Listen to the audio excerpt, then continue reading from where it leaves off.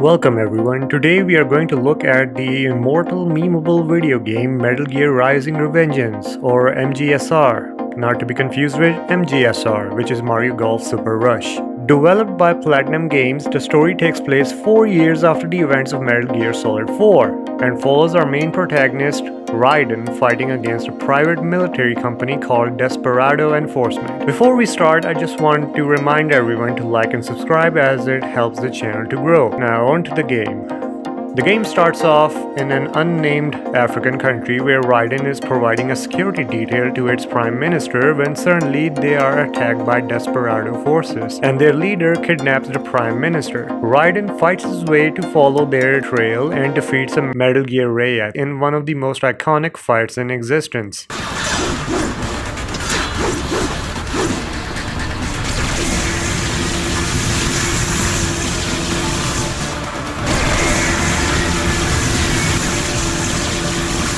Stop that plane!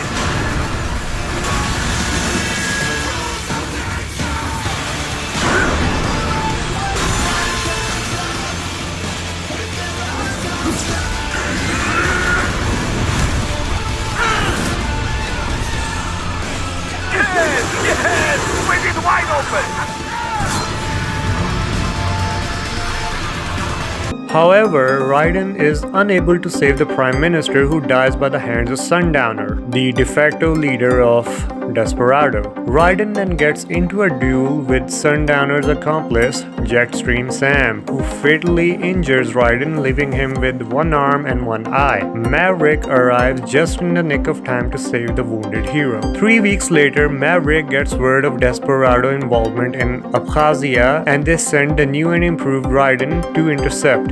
His goal is to capture Russian extremist Andrei Dozayev to force Desperado into standing down. Along the way, Raiden defeats a prototype AI LQ-84I and Mistral, a Desperado commander cyborg. After Raiden kills Mistral, Dozayev commits suicide by blowing up an oil tanker. Raiden is then sent to Mexico to investigate a research facility. He is aided by LQ-84I, who has been reconstructed and nicknamed as Blade Wolf. They enter the sewers and encounter an orphan boy named George, who tells them about several other orphans being held captive there waiting for their brains to be harvested. Raiden also learns that Sundowner inspected the facility with Senator Stephen Armstrong, who works for World Marshal, another private military company. Raiden then rescues George and the other orphans. Raiden then resigns and with Blade Wolf heads a solo mission in infiltrating World Marshal HQ in Denver, Colorado. He faces off against the city's private police force and Desperado soldiers, eventually defeating the Desperado commander Monsoon and infiltrating the HQ, where he finds the harvested brains of children and Sundowner, whom Raiden kills. Raiden then finds out about Operation Tecumseh, a plan to assassinate the president of the US during peace negotiations with Pakistan to start a war. Raiden seeks help from Solace Space and Aeronautics to reach Pakistan in time. He encounters Sam on the way there and both fight in a duel to the death, with Raiden emerging as the victor. Blade Wolf holds on to Sam's blade, the Murasama. At Solace, Sunny helps Raiden reach Shahbazabad Air Base in Pakistan, where he is attacked by Metal Gear Excelsus, a giant tank piloted by Armstrong himself. Raiden destroys it but finds out that Armstrong has been equipped with nanomachines that make him superhuman, allowing him to destroy Raiden's high-frequency blade. Blade Wolf intervenes and gives Raiden the Murasama, which he uses to kill Armstrong, who before dying says that they are both the same and that Raiden would fill the gap left behind by Armstrong's death. Raiden then squashes Armstrong's heart. In the epilogue, Maverick gets approved to start their own cyborg firm, allowing them to shelter the orphans' brains. George and Blade Wolf live with Sunny at Solace, and Raiden decides against rejoining Maverick, having found a resolve to fight his own war and not the war of others, and the game ends here. Now then, let's dissect the game and see what everything is all about. Desperado Enforcement was an American private military company that gave aid to terrorists and international criminals. It operated as early as 2016 and was based in Delaware, but its business was mostly handled outside of the states. Their primary job was targeting places undergoing reconstruction and ruining them. They had connections to drug trading and human trafficking, as shown by the way they were harvesting orphans' brains to make child soldiers. Their members were forced to join the company as they had poor living conditions and mostly just joined so that they could support their poor families. They even showed deep fear and remorse for the actions that they committed during their time serving Desperado. There were 3 cyborg units within the private military company called Winds of Destruction, and they were mainly Sundowner, Mistral, and Monsoon. Stephen Armstrong also had some involvement in the organization, as did Jetstream Sam, although he was not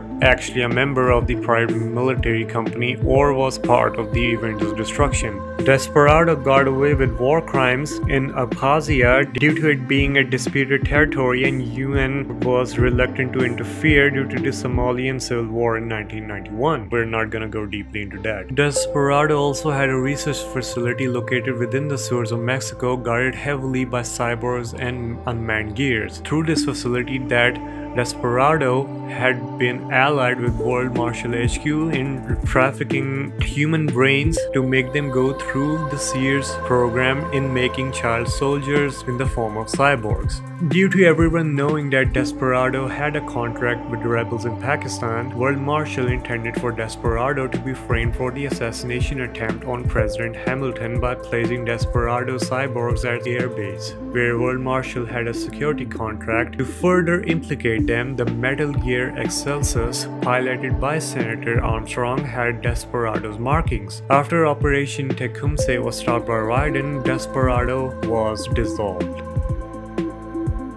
Stephen Armstrong was the primary antagonist of the game and the director of World Marshal. Under his supervision, the Sears program was utilized to make child soldiers. He was extremely nationalistic, patriotic, and libertarian. He believed that he would be the catalyst in bringing America back to its former glory after it had been weakened by the Patriots' actions, who were a secret organization that believed in a unified world with no boundaries. Armstrong just wanted America to be great again, who would do anything to achieve it, hence why he tried to frame Desperado in assassinating President Hamilton on Pakistani soil to start a war on terror. Mostly did this to show the US Department of Defense why they needed World Marshal, as their contracts were not renowned, in large part due to recession that occurred in the US post-war economy, which would allow him to get elected as a president, permitting him to use his child soldiers to start wars in third world countries, as well as wiping out other rival countries and eventually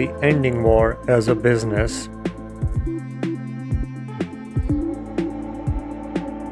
The Sears program was a project practiced by World Marshal and Desperado Enforcement, meant to replicate the methods of the former US President George Sears' training of child soldiers during the First Liberian Civil War. In order to manufacture child soldiers for the reawakening of the war economy in 2018, Desperado cooperated with the local mafia to abduct children, namely street beggars in human trafficking, by tricking them into thinking that they'll be hired to a well-paying job. After they placed the bait, the children were then thrown into a boat to be taken to a Desperado-owned research facility located in Mexico. Desperado's researchers, upon receiving the children, then proceeded to surgically remove the children's brain and install them onto mechanical cyborg head casings. The remaining bodies post-surgery were sold in the black market organ trafficking ring. After a certain time period, they are then shipped to Denver, Colorado by the mafia, specifically to a medical facility for treatment, and were then placed into adoption by the mafia due to loopholes regarding human rights laws and the arms trade treaty that allowed the children to be considered humans, albeit lacking in bodies. However, they were actually sent directly to World Marshal's headquarters. The children were then placed into VR training, which was specifically modeled after Sears' method of training child soldiers during the Liberian Civil War. Upon graduating the class, the children were then given new bodies, which was pretty messed up. The game mostly centers around the efforts to revitalize the war economy, which is also known as the war industry, which was an economic global structure that came into being in 2010s, which turned war into a business and required the need for private military companies. Even though it is stated that the structure for the war industry came into being in the 2010s, its initiation goes as far back as 1984, where private forces provided third world countries with a source of income, and by controlling the private forces, they created an environment of everlasting war to provide themselves with an infinite source of income as a result, and over time, war became a permanent tool for manipulating the public mind, and thus the war economy was born. It also resulted in increased levels of corruption in military-based science due to an increase in the research and development race, which also resulted in some scientists doing experiments without ever realizing the true damage that they are doing, such as the use of cybernetic body parts and metal gears. The term war economy was then used in 2014 by many analysts to describe the current time's overall situation, which was the total control of the battlefield brought by the Sons of the Patriot system, which created an increased demand for war and artificially controlling the intensity of warfare. Although the United Nations was in favor of the war economy, America did not desire to allow for the war economy to happen, but because of its over-exporting its military forces, it was left with no other choice but to allow it to be voted into existence. Which is why in 2014, most of the private military companies belonged to Liquid Ocelot's Outer Haven, and as a result, various advertisements pertaining to the war economy were supplied through various areas. Though the war economy provided conventional advantages on the battlefield with the introduction of the SOP system, it also paved the way for illegal activities where gun launderers found loopholes in order to distribute their weapons, taking advantage of it and selling to private military companies, state armies, and even terrorist groups. Thus, business was at an all-time high thanks to the high demands of war. It also resulted in the use of child soldiers becoming even more prevalent, which is also the main theme around Metal Gear Rising: Revengeance. The war economy eventually came to a sudden halt after the Guns of the Patriot system, but we are not going to talk about that.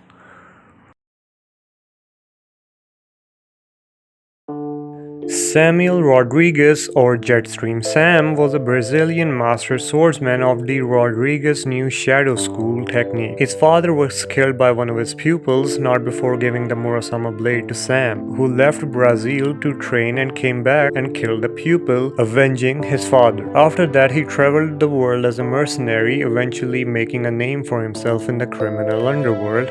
One story being that he killed 10 mob enforcers with machine guns using only his sword. This eventually led to his recruitment by Stephen Armstrong, although not without resistance, as Sam hated Armstrong for sacrificing soldiers from the comfort of an office, and even going as far as a duel with him where he would eventually lose his right arm. This event led to a change in Sam's personality, going from seeking out conflicts as a means of upholding his own sense of justice to believing that ideals had no place in the battlefield and that only victors could decide what was right. This led to Sam to mock Raiden upon meeting him, as Raiden's ideals reminded him of his past self, but eventually he started to doubt himself that whether the victor decides what is right or the individual who fights for what he believes is right. This is shown in his final battle against Raiden, where he entrusts the Murasama to Blade Wolf, giving him the choice to do what's right with it, to which he decides to give to Raiden to fight Armstrong. Raiden is the main protagonist of the game, as well as supporting character and secondary protagonist in previous Metal Gear games. He was a child soldier born in Liberia who was top in his class and brutally killed everyone in his path. But at some point in his life, he stopped the violence and decided to fight to protect the weak. There's a whole history of how Raiden came to be the man that he is today, but that is irrelevant to the story of Revengeance, so I will only focus on the parts that are. Throughout the game, Raiden seems to be not his usual himself as depicted by Sam that he was not giving his sword his true purpose, which was because of Raiden suppressing his memories of being a child soldier, to which Sam starting to question his ideals of protecting the weak using his sword as a tool of justice. Sam did this by making Raiden question himself. Was he really protecting the weak?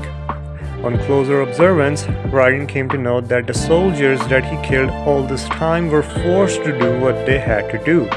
These included providing for their families, getting a job after the war ended, and replacement of body parts by cybernetic parts that were lost during the war. This took a heavy toll on Raiden, eventually giving in to his bloodlust, letting his alternate persona Jack the Ripper out.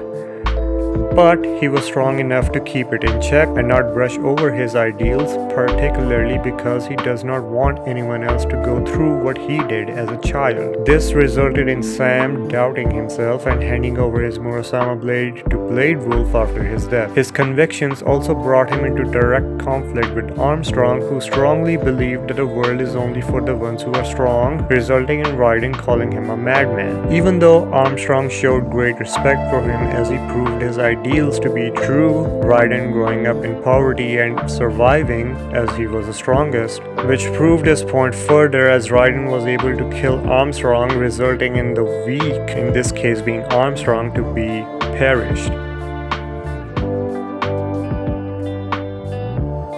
Playing the game and researching online, you can find the game's central theme around Raiden with the way he fought his enemies. Metal Gear Ray, a literal war machine built to kill and blindly follow orders. LQ-84I, sentient being forced to kill without a choice. Mistral, a soldier who after wandering and looking for a purpose finds a cause to give her life to. Monsoon, a nihilist who believes war is just a part of nature and that humanity's fate is outside their control. Sundowner, a psychopath that embraces war as part of humanity. Sam, a lone wolf samurai who fights wars he does not care for because he knows nothing else outside the battlefield. Metal Gear Excelsus, a machine not forced to kill but so powerful it can control when wars start. Armstrong, a man who fights for his own beliefs free from societal crutches. Raiden at some point in his life was all of these. Mindless child soldier forced to fight without a choice, found Solid Snake and believed he could control his own fate and walked away from the battlefield only to be sucked right back in. He admitted he was a psychopath who enjoyed killing. He gave up his loyalty for the causes he believed in and became a man with enough strength to fight his own wars at the end.